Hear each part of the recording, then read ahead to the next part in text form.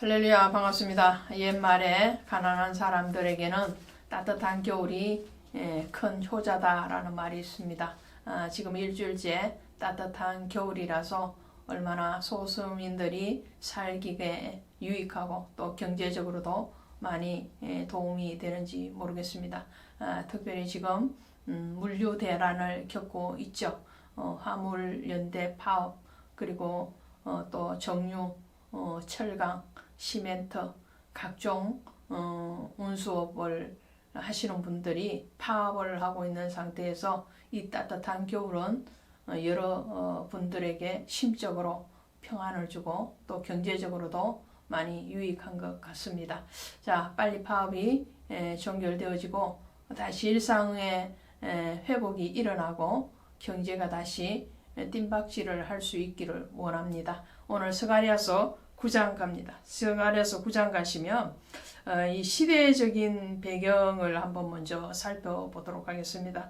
스가랴서 전체를 보시면 세 부분으로 나누어집니다.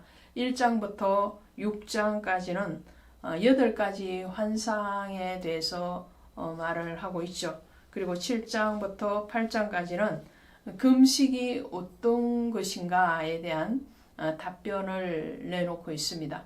그리고 9장부터 14장까지는 미래에 오실 예수 그리스도의 메시아적인 예언이 나오고 있습니다. 그런데 이 세 부분을 다시 시점으로 나누면 두 단계로 나눌 수가 있습니다. 1장부터 8장까지죠. 1장부터 8장까지는 학개와 이 스가랴 선지자는 사역자로서 선지자로서 활동하는 것이 간격이 약 2개월 정도 됩니다. 학개가 부르짖은 그 성전 재건에 대한 독려를 스가랴가 그대로 바톤 터치해서 전하고 있죠. 그래서 스가랴서 1장에 가시면 BC 520년으로 출발을 합니다. 520년이라는 것은 학개와 스가랴 선지자 그리고 스룹바벨을 통해서 성전 재건을 하나님 앞에 다시 명령받고 그것을 유다 백성들에게 독려했던 시점이 520년이죠. 그리고 이제 이 시점이 7장, 그렇죠. 7장 1절에 가시면 518년으로 나오고 있어요. 그러니까 516년에 완공이 되니까 8장까지 성전이 완공이 되어집니다. 그리고 9장에 들어오시면 이 8장과 9장 사이에는 몇 년이 지나가느냐 하면 약 40년 정도 지나갑니다.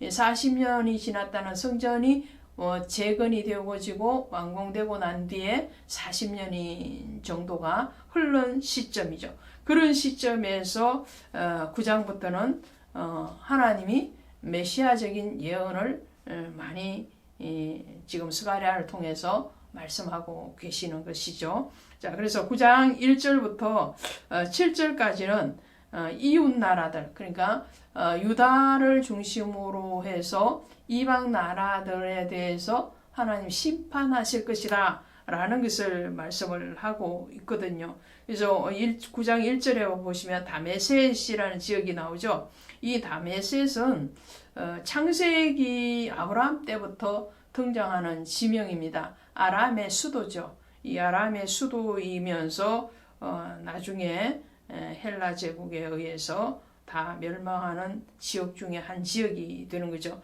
그래서 다메섹, 두로, 시돈, 그리고 블레셋 이런 여러 나라들이 나오는데 우리가 살펴봐야 되는 것은 어딘가 하니까요. 7절이에요. 7절. 그의 입에서 그의 피를 그의 이사에서 그의 가정한 것을 제거하리니 그의 입이라는 것은 블레셋을 비롯한 모든 이방의 나라들을 얘기하겠죠. 그리고 우리 그들도 남아서 그런데 이제 9장 7절 중반절에 보시면 그들도 남아서 우리 하나님께로 돌아와서 유다의 한 지도자 같이 되겠고 에그로는 여부수 사람 같이 되리라 자, 이게 무슨 말씀이시냐 하면요. 8장 23절에서 이렇게 말씀을 해요.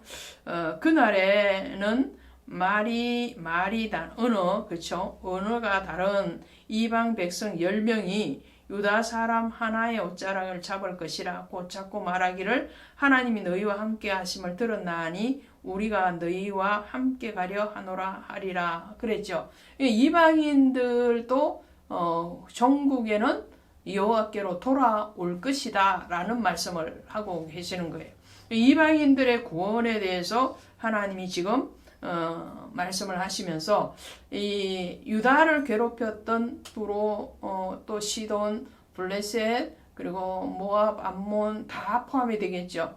또 바벨론, 아수르 이런 나라들의 백성들 중에서도 하나님을 아는 자, 그 하나님을 경외하는 남은 자가 있을 것이고 그 남은 자들이 유다 백성들과 똑같은 그런 하나님의 다스림 안으로 들어올 것이다. 하나님의 선민이 될 것이다. 혈통적인 선민이 아니죠. 영적인 이스라엘을 말을 하는 거죠. 그렇게 될 것이다 라는 이방의 문을 열고 계시는, 항상 우리의 문이 열려 있어야 된다. 저는 이 목회를 하면서 점점 해가 거듭할수록 생각되어지는 것이 하나님의 마음이에요. 그 하나님의 마음이 무엇인가 하면 한 나라, 한 민족에 국한된 것도 아닌 것과 같이 한 교회나 한 개인에 머물고 계시는 하나님이 아니시라는 거죠. 온 인류의 하나님, 온 인류의 구원자가 되시는 그 하나님은 모두에게 열리기를 원한다는 거죠. 그래서 목회적인 비전도 사역도 열고 가야 된다. 그것이 하나님의 답이다라는 그런 명확함이 점점 더 깊어져 가고 있습니다.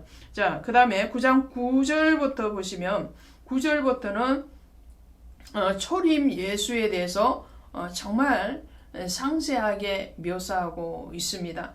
이 스가랴가 활동했던 이 시점, 우리가 지금 보고 계시는 이 시점이 언젠가요? 약 BC 520년 이후이거든요.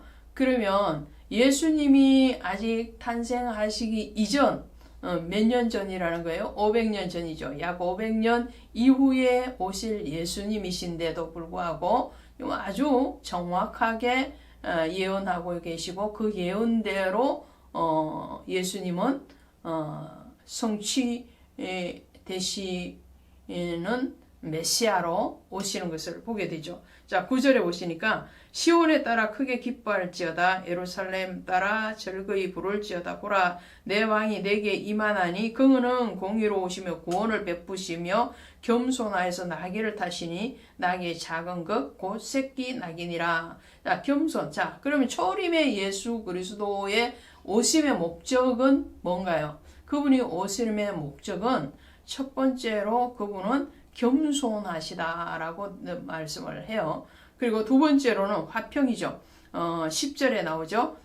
이방 사람에게 화평을 전할 것이요 전쟁의 활도 끊고 그리고 말도 끊어지고 화평, 전쟁이 아닌 화평을 선포하러 오신 분이 바로 예수 그리스도시다라는 말씀을 합니다. 세 번째로는 해방이죠. 해방은 11절 12절인데요. 갇혀 있으나 소망을 품은 자들, 그죠? 갇힌 상태에 있는 그들에게 다시 해방, 자유함을 준다는 거죠. 물 없는 구덩이라는 것은 생명이 끊어지기 직전의 상태를 얘기하는 거죠. 그런 자들에게 무엇으로 해방해 주실 것인가? 이 해방이라는 것은 구원을 얘기하는 거죠. 구원. 그래서 11절에 언약의 피로 그랬어요. 언약. 이 언약의 피, 이 피가 뭔가요? 바로 예수의 보혈을 얘기하죠. 그래서 마태복음 26장에 가시면 마지막 만찬을 하시면서 주님이 말씀하십니다. 이것은 죄사함을 얻게 하려고 많은 사람을 위하여 흘리는 바 나의 피 곧 언약의 피니라. 주님이 친히 자신의 십자가에 위에서 흘리실 그 피를 두고 언약의 피라고 말해요. 이 언약의 피는 출애굽기 24장에 가시면 시내산 언약을 통해서 나는 너희의 하나님이 되고 너희는 나의 백성이 되는 그 언약을 할 때에 언약의 피라는 말씀을 하십니다. 그래서 제물이 되어지신 예수 그리스도의 피로 구원을 하시겠다. 해방을 시켜주시겠다. 그런 말씀이죠. 네 번째로 오심의 목적, 그것은 17절입니다. 17절에 가면 그의 형통과 그의 아름다움이 어찌 그리 큰지 곡식은 청년을 새 포도주는 처녀를 강건하게 하리라. 여기서 청년, 처녀라는 것은 뭘까요? 모든 믿는 자들을 얘기하는 거죠. 믿음의 거룩한 청년된 자, 신부된 자를 얘기하는 거죠. 그래서 곡식이라는 것은 바로 예수 그리스도께서 우리에게 주신 생명의 떡, 그 떡은 곧 예수 그리스도의 말씀이죠. 그 말씀이 육신이 되어 오신 분이 예수 그리스도시죠. 그리고 포도주는 바로 그분이 우리에게 주시는 성령을 얘기하기도 하고 또 이 포도주는 예수 그리스도의 보혈을 뜻하기도 합니다. 예수 그리스도께서 십자가 위에서 찢으신 그 몸과 그 피로 흘리신 그 피로 우리를 구원하시고 그분 자신을 내어 주신 바 되어서 생명의 떡, 또 생수를 우리에게 공급하셔서 우리를 구원하시고 강건케 하시겠다. 영육간에 강건해지는 복을 주시기 위해서 초림 예수님은 구원과 섬김으로 오신 분이다 라는 것을 9장에서 말씀을 합니다. 오늘 하나를 더 짚고 가시면 겸손하여서 나귀를 타셨다. 성경적인 문자를 그대로 해석을 해도 그 뜻이 맞겠으나 하나를 더 깊이 보시면 이 나귀는 출애굽기 13장 13절에 가시면 이렇게 되어 있습니다. 제가 읽어드리도록 하겠습니다. 출애굽기 13장 13절 가시면 나귀의 첫 새끼는 다 어린 양으로 대속할 것이요 그렇지 아니하면 그 목을 꺾을 것이며 내 아들 중 처음 난 모든 자는 대속할지니라. 자, 초태생은 다 하나님의 것이죠. 다 하나님의 것이고 그 사람의 장자도 하나님의 것으로 구분을 하셨습니다. 그런데 오늘 나귀가 태어났어요. 나귀도 부정한 짐승이지만 이 부정한 짐승인 나귀를 하나님 앞에 제물로 드릴 수는 없어요. 그래서 정한 짐승만 하나님께 드리게 되어 있는데 그러면 부정한 나귀가 태어나서 그 나귀의 첫 새끼에는 하나님 앞에 드리지는 못하나 드릴 수 있는 방법이 있어요. 어떻게 하느냐면 바로 어린 양으로 대신 드리는 거예요. 대속하는 거죠. 예, 어린 양을 드리기 싫다. 그러면 그 새끼 나귀는 죽임을 당하는 거예요. 목을 꺾을 것이요. 그래서 죽일 것이요. 그 말이죠. 그러니까 부정한 짐승인 나귀를 타고 오시는 어린 양이신 예수 그리스도죠. 어린 양이신 그분이 죽임을 당하실 것인데 대신 그 나귀를 타고 오시는 것은 오늘 부정한 우리를 타고 오시는 예수 그리스도를 얘기합니다.